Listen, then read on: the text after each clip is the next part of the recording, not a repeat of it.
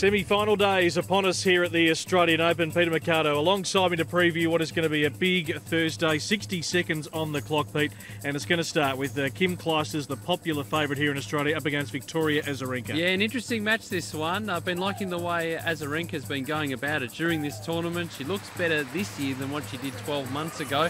She's certainly going to give Kim a run for her money, and I think Azarenka will win. Wimbledon final last year for Sharapova and Petra Kvitova. Petra gets the edge there. Can Maria get one back? Well, I think she can. She's in excellent form at the moment, but by the way, so's Kvitova. 3 sets this match at least for these two. It'll be a very interesting match to see how both players go about it after that Wimbledon final. I'm going to tip Maria to go through to the final here. Okay, prime time Thursday night viewing. It's another version of Rafael Nadal and Roger Federer. It doesn't get any better than this. Just sit back, relax, and enjoy the best in the business going about their work. Magnificent. This rivalry has been going for such a long time. It's going to be brilliant to watch.